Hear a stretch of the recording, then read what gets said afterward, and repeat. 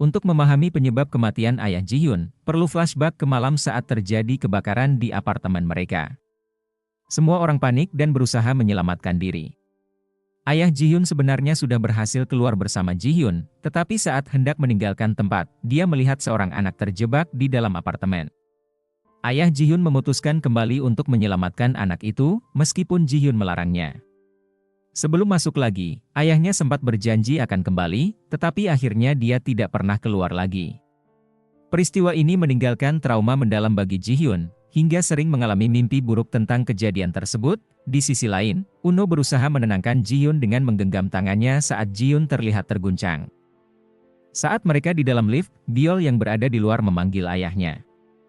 Ji-hyun segera menutupi wajahnya dan langsung keluar dari lift sehingga tidak ada yang melihatnya dengan jelas. Namun, momen tersebut dilihat oleh Biol, yang merasa mengenali Ji-hyun, meskipun dia tidak yakin karena tidak melihat wajahnya dengan jelas. Sebenarnya Unho ingin memastikan apakah Ji-hyun selamat sampai rumah, tetapi dia ragu karena masih merasa canggung. Belakangan, Ji-hyun mengetahui bahwa Biol adalah anak Unho. Setelah dipikir-pikir, Ji-hyun merasa mereka memang memiliki kemiripan, terutama dalam sikap optimis dan penuh semangat. Ji-hyun sangat senang mendapatkan stempel semangat dari Unho dan bahkan berencana melindungi stempel itu agar tidak hilang. Keesokan harinya, saat Ji-hyun dan Unho bertemu di lift, suasana terasa canggung. Unho akhirnya bertanya apakah Ji-hyun berhasil sampai rumah dengan selamat. Ji-hyun menjawab kalau ia tidak pulang dengan selamat, maka tidak mungkin ada di sini sekarang. Sementara itu, Nyonya Cho dilarang anaknya untuk bekerja lagi, dengan alasan anaknya sudah mapan dan memiliki suami dengan penghasilan cukup. Meski begitu, Nyonya Cho masih tertarik dengan tawaran pekerjaan dari Ji-hyun dan Unho. Setelah berpikir matang, dia mendatangi kantor Ji-hyun dan diterima oleh Gwang Hee. Nyonya Cho menyatakan kesiapannya untuk mencoba pekerjaan tersebut. Di kesempatan lain, saat makan bersama, Ji-hyun bertanya kepada Mai apakah anak kecil yang sering datang ke toko buku adalah anak Unho. Mai membenarkan hal itu dan menceritakan bahwa Unho telah membesarkan Biol seorang diri sejak usia 2 tahun, karena Unho dan istrinya bercerai. Mai juga menjelaskan bahwa mereka dulunya adalah pasangan romantis yang cukup populer di kampus. Tetapi tidak ada yang tahu alasan perceraian mereka. Unho memang bukan tipe orang yang suka membicarakan masalah pribadinya. Mai juga mengungkapkan bahwa Biol pernah sakit parah, sehingga Unho mengambil cuti 1 tahun dari pekerjaannya demi merawat anaknya. Hal ini membuat Ji-hyun semakin yakin bahwa Unho adalah ayah yang sangat baik. Biol pun pernah bercerita kepada Unho tentang Ji-hyun dan berjanji akan memperkenalkan mereka suatu saat nanti. Meskipun Biol sering membicarakan seseorang kepada Unho, hingga kini Unho belum tahu siapa yang dimaksud anaknya. Keesokan harinya, Ji-hyun bertemu dengan Pak Jin dan menyerahkan CV milik Nyonya Cho. Namun, Pak Jin tampak ragu karena Nyonya Cho hanya memiliki pendidikan formal hingga tingkat sekolah dasar. Ji-hyun mengingatkan Pak Jin tentang ucapannya sendiri, bahwa pendidikan bukanlah yang utama, melainkan kemampuan. Ji-hyun pun menyarankan agar Pak Jin langsung menguji kemampuan Nyonya Cho. Kebetulan, saat itu perusahaan Pak Jin sedang menghadapi masalah besar. Salah satu pesaing mereka memposting tuduhan bahwa produk perusahaan Pak Jin adalah barang palsu. Nyonya Cho melihat ini sebagai kesempatan untuk membuktikan kemampuannya. Setelah memeriksa produk yang dituduh palsu melalui gambar dan kemudian memegangnya langsung, Nyonya Cho dengan yakin menyatakan bahwa produk tersebut asli. Meskipun demikian, Pak Jin masih belum sepenuhnya percaya dan meminta lebih banyak bukti. Namun, mereka tetap harus segera membuat klarifikasi kepada publik untuk menjaga reputasi perusahaan. Di sisi lain, Sojun dan Biol menghadapi masalah di sekolah. Salah satu teman mereka menggoda Biol, membuat Sojun marah dan tanpa sengaja mendorong temannya.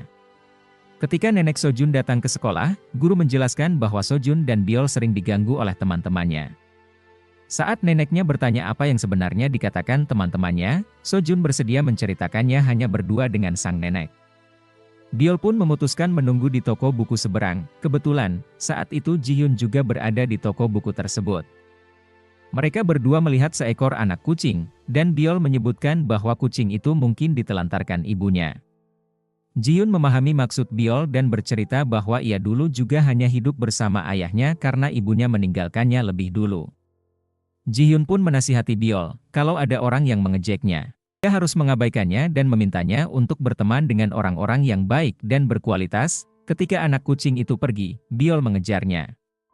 Namun, tiba-tiba sesuatu terjadi pada Biol, membuat Ji-hyun panik. Sementara itu, So-jun akhirnya bercerita kepada neneknya bahwa ia dan Biol sering diejek karena mereka berasal dari keluarga yang dianggap tidak lengkap. Namun, So-jun menambahkan bahwa ia tidak terlalu peduli dengan ejekan itu, ia hanya takut Biol akan merasa sedih. Neneknya menghibur So-jun dengan mengatakan bahwa banyak orang menyayangi mereka. Ia juga menasihati So-jun agar tidak menggunakan kekerasan lagi. Nenek So-jun dan So-jun kemudian pergi untuk menjemput Biol di toko buku. Namun, saat mereka tiba, Biol sudah tidak ada di sana.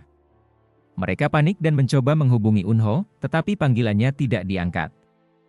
Mereka kemudian menghubungi Suyeon, yang menyampaikan kabar bahwa Biol tampaknya hilang di depan toko buku. Eunho, yang saat itu sedang bekerja, segera meminta izin kepada Mai untuk pergi mencari anaknya. Dalam perjalanan, Eunho menerima telepon dari Ji-hyun. Ji-hyun mengabarkan bahwa Biol sekarang bersamanya dan sedang berada di rumah sakit. Untungnya, semuanya berjalan dengan baik. Akhirnya, Biol mendapat kesempatan untuk memperkenalkan Kang Ji-hyun kepada ayahnya. Ternyata, Ji-hyun adalah orang yang sering Biol ceritakan, dan yang mengejutkan, Ji-hyun juga ternyata adalah bos ayahnya di tempat kerja. Eunho mengucapkan terima kasih kepada Ji-hyun atas bantuannya. Ji-hyun menyarankan agar Eunho untuk sementara fokus merawat Biol saja, dan urusan pekerjaan bisa dipikirkan nanti. Di kantor, kedekatan Ji-hyun dan Eunho mulai menimbulkan rasa cemburu, terutama dari Jong-hun, yang terlihat penasaran dengan hubungan mereka. Namun, ketika Jong-hun mencoba membahasnya dengan Mai, sepertinya Mai tidak terlalu memahami penjelasannya. Sementara itu, Ibu Suyeon merasa tidak enak hati terhadap Eunho karena insiden Biol. Namun, Suyeon menenangkannya dengan mengatakan bahwa kondisi Biol kini sudah baik-baik saja. Suyeon juga ingin menjenguk Biol di rumah sakit. Sang ibu kemudian meminta Suyeon untuk mencari waktu yang tepat untuk memberitahu So-jun tentang kebenaran bahwa So-jun bukanlah anak kandungnya, melainkan anak dari kakaknya. Ia khawatir, lambat laun So-jun akan mengetahui kebenaran tersebut. Suyeon berjanji akan mengungkapkan semuanya pada waktu yang tepat. Setelah pulang kerja, Ji-hyun menyempatkan diri menjenguk Biol sekaligus Eunho di rumah sakit. Ji-hyun membawa makanan untuk Eunho, yang belum sempat makan sejak pagi. Saat itu, Eunho mengungkapkan bahwa ia merasa belum menjadi orang tua yang sempurna bagi Biol, meskipun sudah berusaha sebaik mungkin. Ji-hyun menenangkan Eunho dengan mengatakan bahwa Eunho telah melakukan yang terbaik dan meminta Eunho untuk tetap berada di sisi anaknya apapun yang terjadi, karena itu yang terpenting bagi Biol. Ketika Ji-hyun hendak menggenggam tangan Eunho tidak lama kemudian, Suyeon datang ke rumah sakit. Eunho memperkenalkan Ji-hyun kepada Suyeon. Suyeon merasa curiga bahwa ada sesuatu di antara Eunho dan Ji-hyun, tetapi ia memutuskan untuk tidak terlalu memikirkannya karena fokusnya adalah menjenguk Biol. Keesokan harinya, saat berangkat kerja, Eunho bertemu dengan rekannya di lift. Rekannya memberitahu bahwa masalah tentang tas palsu yang dituduhkan pada perusahaan Pak Jin masih berlanjut, bahkan situasi perusahaan semakin disudutkan.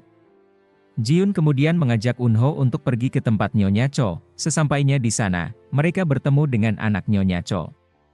Anak Nyonya Cho mengungkapkan bahwa ia sebenarnya tidak setuju ibunya kembali bekerja.